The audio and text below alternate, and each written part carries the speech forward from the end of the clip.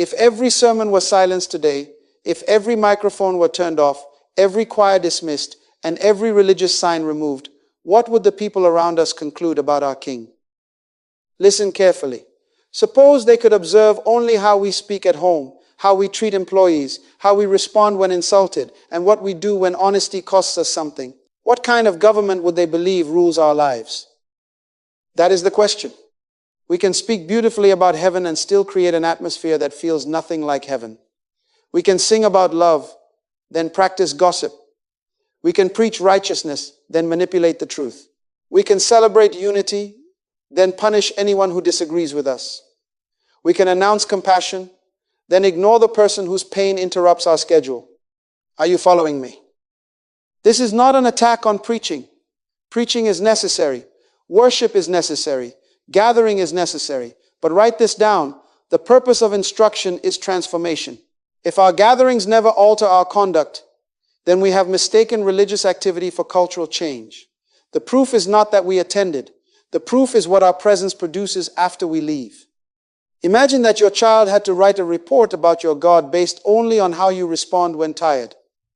Imagine an employee describing your King from the way you handle power. Imagine a neighbor explaining heaven after watching how you settle a dispute. Imagine a stranger forming an opinion of divine love from the dignity or indifference they receive from you. What would they write? Citizens give an invisible government a visible reputation. I am going to repeat that. Citizens give an invisible government a visible reputation. People may not see the King, but they encounter his citizens. They may never read our Constitution, but they read our conduct. They may never enter our gathering, but they enter our businesses, our homes, our conversations, and our conflicts.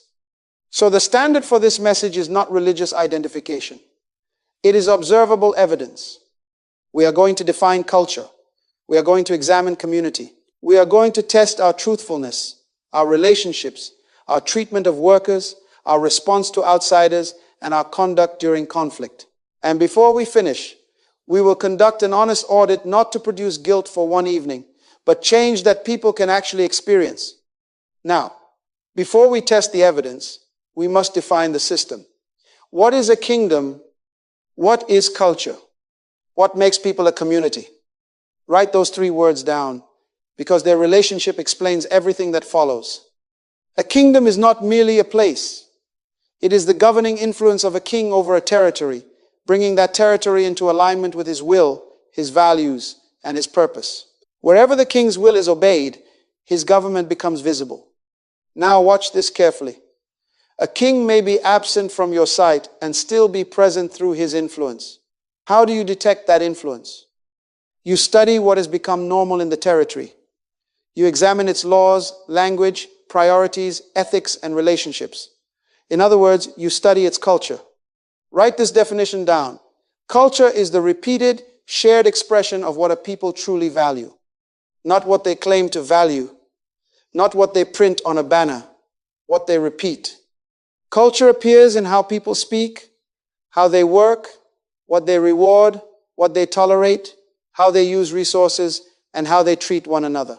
One gracious act is encouraging, but one act does not establish a culture. Culture is what keeps happening. It is the pattern people come to expect. Then what is community? Community is a people whose shared culture makes their common identity visible. Simply occupying the same room does not make people a community.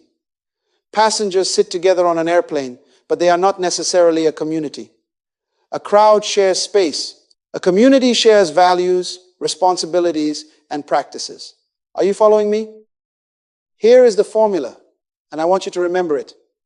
The king establishes values. Values become culture. Culture forms community. Community reveals the king. Say it again. The king establishes values. Values become culture. Culture forms community. Community reveals the king. That progression is essential because we often confuse the accessories of culture with culture itself. Music may express culture, but music alone is not culture. Clothing may reflect culture, but clothing alone is not culture. Vocabulary, conferences, ceremonies, and weekly attendance may point toward a shared identity, but none of them can replace repeated conduct. You can learn religious language and remain dishonest. You can attend every gathering and still abuse authority. You can sing about unity while feeding division. The accessory may be present while the culture is absent. This is why Jesus taught his disciples to pray for the Father's kingdom to come and his will to be done on earth as it is in heaven. That is not merely a prayer about leaving earth someday. It is a request for heaven's government to become visible here, heaven's truth in our speech, heaven's justice in our decisions, heaven's generosity in our resources, and heaven's dignity in our relationships. So apply the formula.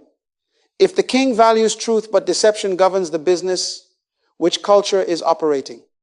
If the king values reconciliation but contempt governs the home, which culture is operating? If the king values dignity but status determines how people are treated, which culture is operating? Behavior always reveals the government receiving practical obedience. Therefore, kingdom culture must become recognizable in ordinary territory. At the dinner table, in the office, inside the boardroom, throughout the church, and across the neighborhood. The question is not whether we can describe heaven. The question is whether anyone can encounter its values among us. Now let us make this concrete. Wherever a citizen enters, that place can become an outpost of the home country. An outpost exists in one territory while representing another government. Its location may be foreign, but its loyalty, standards, and assignment come from the country that sent it. When you enter that outpost, you are supposed to encounter something of the sending nation before you ever travel there. Now watch the correspondence. The king supplies the values. The citizen embodies the values. The citizen's environment becomes the place where those values can be experienced. Write this down. Every citizen carries an embassy. Your embassy is not merely a building with a sign outside. It is the atmosphere your conduct produces wherever you have influence. That means your first outpost may be your home. What does the government of heaven feel like in your house? Is truth safe there? Can someone admit a mistake without being humiliated? Does authority protect people or frighten them? Are promises honored? Is patience available when everybody is tired? A framed verse on the wall may announce your beliefs, but the atmosphere reveals your government. Children cannot live inside your slogans. They live inside your habits. Then you go to work. What travels with you? If you arrive when you promised, complete what you accepted, communicate honestly, discipline your speech, and treat people fairly, the values of the king have entered that workplace through you. But if you lie to clients, poison conversations, misuse company time, and mistreat people with less authority, wearing a religious symbol will not repair the contradiction. Your conduct has already issued a diplomatic statement. Are you following me? The same principle applies to a church, a business, or a team. Outsiders do not merely study the message displayed at the front, they watch the relationships behind the scenes. How are disagreements handled?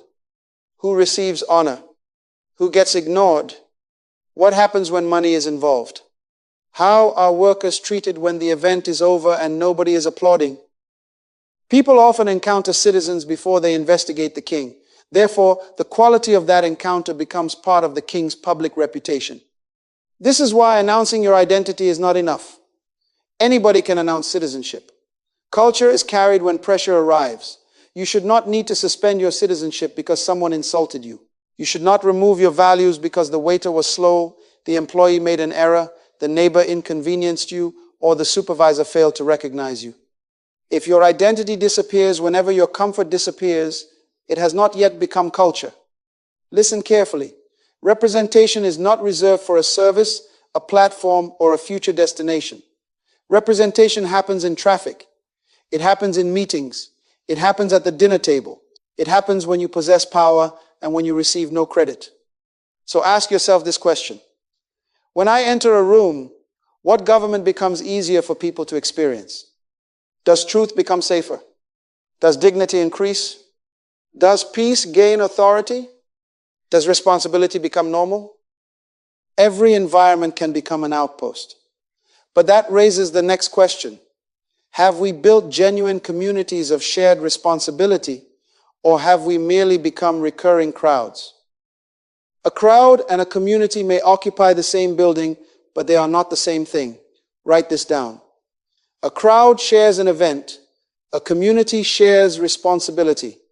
People in a crowd can sing the same song, hear the same message, and leave without assuming any obligation toward one another. but a community develops repeated practices. Its people carry burdens, protect trust, keep commitments, and make their shared values visible. This is where membership and citizenship separate. Membership may remain an external affiliation. You can keep a card in your pocket and never allow it to govern your conduct. Citizenship carries identity, rights, duties, and loyalty into every day of the week. Listen carefully. If people worship beside one another on Sunday but deceive one another in business on Monday, that is proximity without community. If they embrace during a gathering but destroy one another's reputation afterward, that is ceremony without culture.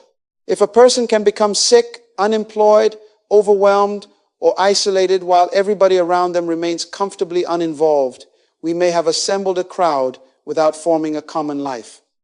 Community becomes visible when truth is told with love, burdens are noticed, promises are honored, and appropriate resources move toward genuine need. It becomes visible when people refuse to discard someone merely because that person has become inconvenient. Now watch this. Stewardship is the economic foundation of community. Your time is entrusted, your ability is entrusted, your money is entrusted, your relationships and access are entrusted. Stewardship means nothing placed in your hands exists only to terminate with you. You are not the final destination of every blessing.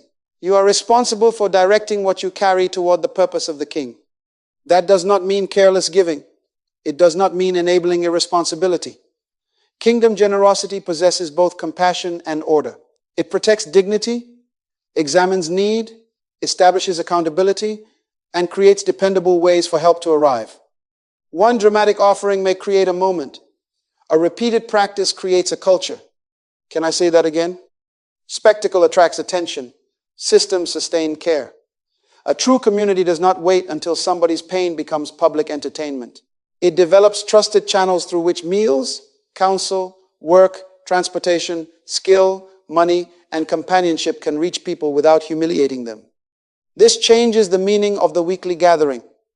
We do not gather merely to consume and experience. We gather to be realigned with the King, formed in his values, and deployed into our territories. We come together for instruction, but we leave carrying responsibility. The gathering is not the conclusion of kingdom life. It is preparation for its demonstration. So here is the test. What evidence of Sunday remains on Monday morning? When the music has stopped, who receives your patience? When the lights are off, whose burden do you notice? When relationships become expensive, do you still keep your word? Community is not measured by how often we meet. It is measured by how faithfully we take responsibility for one another. And the most revealing moment comes when that responsibility is strained, because conflict exposes which culture truly governs us. Disagreement does not automatically mean a community has failed. Put 10 honest people in one room and eventually they will see something differently. The issue is not whether conflict appears. The issue is what government takes charge when it appears. Write this down. Conflict is the X-ray of culture.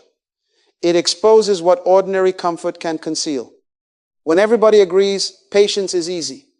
When nobody challenges you, humility is inexpensive. But let your decision be questioned. Let your motives be misunderstood. Let somebody disappoint you. Then the governing culture comes into view. Watch the counterfeits. Gossip disguises itself as concern. I am only telling you so you can pray. Contempt disguises itself as discernment. I can see what kind of person they are.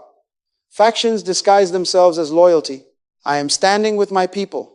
Manipulation borrows spiritual language to control another person. Avoidance calls itself peace while resentment grows behind the silence. That is not peace. That is conflict wearing religious clothing. If anger produces cruelty, deception, humiliation, and uncontrolled speech, our public confession loses credibility. We cannot proclaim that the King governs us and then behave as though rage has emergency authority. Citizenship does not disappear when offense arrives.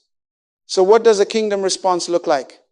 First, submit your reaction to the values of the King. Your feelings are real, but they are not sovereign. Second, seek facts before forming judgment. Suspicion is not evidence. Third, address the person rather than recruiting an audience. Fourth, speak the truth without using truth as a weapon of humiliation. Fifth, pursue a just repair. Notice that reconciliation is not pretending nothing happened. Forgiveness releases the right to take personal vengeance, but accountability still asks what must change. Trust may need to be rebuilt. Money may need to be returned. A false statement may need to be corrected publicly. A boundary may need to remain until conduct becomes dependable. Are you following me? Mercy does not cancel responsibility. Justice does not cancel dignity. A person must not become disposable merely because restoration is difficult. You may not reach immediate agreement. Access may not be restored at once. In situations involving abuse, danger, or repeated deception, safety and firm boundaries are necessary. But even then, contempt is not required. You can refuse harmful conduct without denying human worth. And repentance must produce evidence. If you took money, repayment is evidence. If you broke a promise, responsible repair is evidence. If you damaged a reputation before others, a private apology alone may not correct the public harm. If you accepted an obligation and abandoned it, repentance must move toward completion or restitution. The proof is not sorrowful language. The proof is repaired conduct. Remember, people are watching. Children learn what authority means by observing their parents disagree. Employees learn the organization's real values by watching leaders handle mistakes. Neighbors and outsiders learn what we believe about our king by seeing whether offense produces revenge or disciplined truth. Bring one unresolved conflict to mind. Do not think about what the other person did for a moment. Ask yourself, has my conduct represented the character of the king, or has it merely protected my pride? Conflict is not only an interruption of kingdom culture. It is one of our clearest opportunities to demonstrate truth, justice, restraint, and reconciliation. But conflict often tests people who can answer back. Status reveals something even deeper: how citizens treat those with less power, visibility, or leverage. Imagine a visitor entering a royal community. Before that visitor reaches the throne, before hearing a speech from the ruler, they pass through the streets. They observe the workers. They see how servants are dressed, how labor is valued, whether order is maintained, and whether ordinary people carry dignity. By the time the visitor reaches the king, the kingdom has already testified about him. Write this down. The quality of leadership is revealed by the condition of the people who receive the least applause. Anybody can honor an important guest. The real test is how you treat the person whose name cannot open a door for you. How does the employer speak to the assistant? How does the pastor treat the volunteer after everyone has gone home? How does the manager address the cleaner? How does the parent use authority with a child? How does the established member receive the newcomer who has no title, influence, or connections? Do not show me only the platform. Show me the bottom of the table. If dignity decreases as status decreases, the culture is corrupt. If courtesy is reserved for powerful people, courtesy has become a transaction. Kingdom honor is not purchased by usefulness. It recognizes human value before social advantage. Now listen carefully. Work is also representation. Finishing what you promised is spiritual evidence. Keeping accurate accounts is spiritual evidence. Charging honestly, arriving prepared, paying people fairly, admitting an error, and correcting defective work, these are not merely business techniques. They are ethics, and ethics reveal culture. You cannot take payment, abandon the assignment, and then ask people to admire your confession. You cannot manipulate the figures, hide the mistake, blame the worker, and call the business a kingdom enterprise because a verse appears on the website. The proof is not branding. The proof is trustworthy conduct. And do not confuse excellence with extravagance. Excellence is not expensive furniture, impressive lighting, or a polished public image. Excellence is responsible service completed to a trustworthy standard. A beautiful lobby cannot compensate for exploited workers. A successful event cannot excuse unpaid contractors. Appearance may attract attention, but integrity sustains confidence. Watch this. One private compromise seems small. Then it is repeated. What is repeated becomes expected. What is expected becomes protected. What is protected becomes culture. Soon everybody knows the accounts are flexible, promises are optional, and silence is rewarded. Dishonesty has moved from an individual act into an institutional atmosphere. That is why integrity means alignment. Your private conduct and public confession must agree. When they continually contradict each other, influence collapses. People may still applaud your talent, but they will no longer trust your government. So leaders, change the measurement. Do not ask only, did we grow? Did income increase? Did people applaud? Ask, are the people under our authority safer? Are they stronger? Are they developing? Are they treated with truth, fairness, and dignity? The character of the king should be visible at every level, especially where service brings no recognition and honor offers no personal reward. But those with little status lead us to an even sharper test. What does our community do for people who cannot repay us, impress us, or improve our image? Here is the leverage test. Watch how a person behaves towards someone from whom they need nothing. When there is no promotion to gain, no reputation to improve, no favor to collect, and no powerful connection to secure, actual values become visible. Courtesy offered only to useful people is not honor, it is strategy. Write this down. The value of a community is revealed by the people it is tempted to overlook. Jesus demonstrated kingdom influence through practical encounters. Hunger was not answered with a slogan. Sickness was not treated as an inconvenience. People who had lost dignity were seen, heard, touched, restored, and returned to community. His message had visible consequences. That is why hospitality is more than social comfort. Social comfort welcomes people who already know the language, understand the customs, dress correctly, and fit the room. Hospitality makes appropriate space for the unfamiliar person. It says, you may not know our patterns yet, but your dignity does not depend on your familiarity. Now examine our communities. Do we design everything for insiders and then blame outsiders for feeling lost? Do we treat a struggling family as an interruption to the schedule? Do we offer public pity but no private relationship? Do we make people prove their suffering repeatedly, tell their story before strangers, or endure humiliation before receiving help? Need must never become entertainment. Listen carefully. Generosity is an act of stewardship. If time, skill, money, property, and access are entrusted resources, then those resources must be able to move toward the king's purpose. Fear says keep everything. Status says give where people will notice. Ownership says it is mine alone. Stewardship asks, what was this placed in my hands to accomplish? But compassion is not carelessness. Wisdom verifies needs. Accountability protects resources. Boundaries prevent manipulation. A community should not enable destructive behavior, ignore danger, or promise what it cannot sustain. Saying yes to everything is not love. Responsible care joins mercy with truth. Are you following me? Compassion sees the person. Wisdom considers the method. Stewardship sustains the response. One charitable moment can be beautiful, but repeated practices create culture. Share meals where isolated people can belong. Provide practical assistance without public embarrassment. Listen before assuming. Make access fair. Coordinate support so one exhausted person is not carrying every burden. Build systems that remember the sick, accompany the grieving, strengthen the unemployed, and welcome the stranger. The question is not merely, did we help somebody once? The question is, who can reliably experience care among us? Look at your family, business, team, or church. Whom do you routinely fail to notice?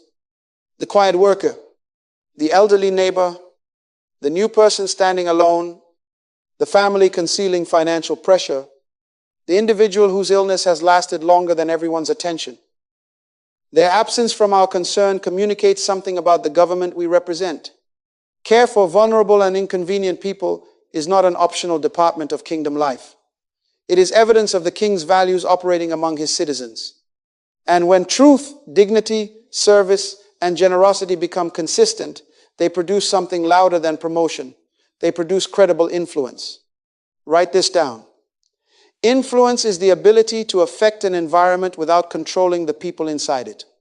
Domination demands compliance. Influence produces change through contact, evidence, and trust. The kingdom does not require citizens to force everyone around them into agreement. It requires them to introduce a superior culture that people can observe, test, and experience. Jesus gave us three pictures: salt, light, and fruit. Salt changes conditions through contact. It does not stand outside the meal making announcements about its importance. It enters the environment and affects what it touches. Light makes an alternative visible. It does not wrestle with darkness. Its presence reveals what darkness concealed. Fruit is the visible result of an invisible root. You may not see the underground system, but you can evaluate its quality by what it produces. Are you following me? Volume is not influence. Popularity is not influence. Religious advertising is not influence. Influence is demonstrated effectiveness. Joseph entered a system that did not share his background, yet wisdom and competence made his contribution valuable. Daniel served within a foreign government, yet disciplined character and sound judgment caused rulers to seek his counsel. They did not need to control the entire system before representing another government within it. Their usefulness created credibility. This is the power of kingdom citizenship. You are not called to impress the world or constantly promote yourself. An ambassador does not invent a private message to gain attention. An ambassador represents the position and character of the government that sent them. Therefore, solve real problems. At work, produce results that can survive examination. Speak truth without unnecessary hostility. Bring order where there is confusion. Refuse corruption when compromise would be profitable. At home, create safety. Keep promises. Listen carefully. And restore dignity after mistakes. In business, charge honestly, treat workers fairly, communicate clearly, and correct failures before somebody has to chase you. That is light. That is salt. That is fruit. Now listen carefully. Consistency is the condition of influence. Salt that ceases to affect its environment has lost its practical value. A light repeatedly hidden by compromise cannot guide anyone. Fruit that appears only when the cameras are present does not prove a healthy root. The very distinction that gives you something valuable to contribute is neutralized when your conduct repeatedly copies the disorder you were sent to transform. People may disagree with your beliefs. They may never adopt your vocabulary. They may resist your conclusions, but they should still be able to say, that person is honest, that person is wise, that person remains stable under pressure, that person serves without exploiting us. That person makes this environment better. Do you see it? Credibility does not require universal approval. It requires reliable evidence. Return to our opening question. If nobody heard your sermon, what would your fruit say about your king? The strongest invitation to investigate his government may be the culture people have already experienced through you. But before we claim that kind of influence, we must inspect the evidence honestly. We must walk through the closest rooms of our lives and identify the culture we are already producing. I want you to picture your family, team, business, or church as a house with 5 rooms. We are going to walk through each room, and we are not going in there to admire the furniture. We are going to inspect the government. The first room is truth. What happens when honesty becomes expensive? When the figures are wrong, does somebody conceal them? When a promise becomes inconvenient, does the language suddenly change? When a mistake is discovered, do people admit it and correct it, or search for someone weaker to blame? Truth is not proven when it costs nothing. Truth becomes culture when people practice it despite the cost. The second room is conflict. When disagreement enters, what happens next? Do people approach one another directly, establish the facts, and pursue repair? Or do they build factions, spread suspicion, practice contempt, and call avoidance peace? A healthy culture does not eliminate disagreement. It governs disagreement without sacrificing dignity. The third room is status. Watch carefully. Does respect increase with wealth, title, agreement, usefulness, or visibility? Is the leader treated warmly while the cleaner is ignored? Is the generous donor heard while the quiet newcomer remains unseen? If dignity changes according to advantage, honor has become a transaction. The fourth room is resources. Where do the time, money, skill, property, and access go? Do they circulate towards shared purpose, or does fear lock every door? Are resources stewarded responsibly, or controlled by a few people for their own protection and importance? Remember, stewardship asks not only what do we possess, but what good is moving through what we possess? The fifth room is outsiders. Who feels welcomed, noticed, and protected? Who must already understand the language and customs before receiving dignity? Who repeatedly becomes invisible because their pain is complicated, their need has lasted too long, or their presence offers no advantage? Now listen carefully. Do not answer these questions by remembering your finest moment. Exceptional moments do not define culture. Repeated behavior under ordinary pressure defines culture. Anybody can be generous once. Anybody can apologize when an audience is watching. What happens repeatedly? What do people expect from us because experience has taught them to expect it? That is the evidence. So name one contradiction, not 10. Where does the king you proclaim differ from the experience your environment currently produces? Perhaps you proclaim truth, but conceal mistakes. Perhaps you proclaim reconciliation, but avoid one necessary conversation. Perhaps you proclaim dignity, but overlook one category of people. Now choose one keystone practice, one repeated action capable of changing that contradiction. A weekly financial review, a direct conversation within 48 hours, a shared meal each month, a policy that corrects unequal treatment, a dependable system for noticing need. Do not promise vaguely to do better. Culture does not change through vague intention. Culture changes when a different value is practiced until it becomes normal. We have completed the diagnosis. Now we must make the commitment public and install one repeated practice as evidence that a different government has taken charge. Let us bring the entire message into one progression. The king establishes values. Values become culture. Culture forms community. Community reveals the king. Say this aloud. Representation requires evidence. Say it again. My citizenship must remain visible beyond the gathering. Now choose your evidence. Perhaps you need to hold one direct reconciliation conversation instead of continuing a campaign of silence. Perhaps you accepted money for work you never completed, and you must finish the assignment or arrange repayment. Perhaps your home needs a weekly meal where an isolated person receives dignity and belonging. Perhaps your business must change how it pays, addresses, or develops its workers. Perhaps your church needs a dependable channel through which resources can reach genuine needs with wisdom and accountability. Do not leave this commitment floating in the air. Name the territory. Is it your home, workplace, business, team, or church? Name the practice. Then name the recurring occasion. What will you do? Where will you do it? And when will it happen again?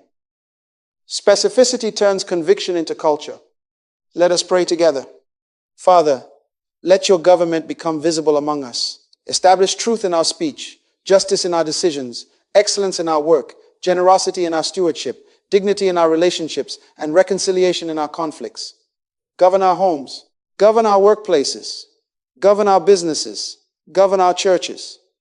Expose every private habit that contradicts our public confession, and give us courage to repair what we have damaged.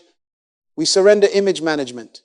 We surrender the desire to appear transformed without submitting our conduct to transformation. Align us with the character of the king until repeated obedience becomes recognizable culture. Now return to the question with which we began. If nobody heard our sermons, what kind of king would they encounter through us? They should meet truth before hearing our doctrine. They should experience dignity before receiving our invitation. They should see justice, service, generosity, and reconciliation before learning our vocabulary. People should not have to hear a sermon before they encounter evidence of heaven in the way its citizens treat them. For the next 30 days, practice the one commitment you identified. Do not return merely with another slogan. Return with observable fruit, an obligation repaired, a relationship addressed, a worker treated differently, a stranger welcomed, or a system of care established. Let our treatment of people become the living reputation of our King.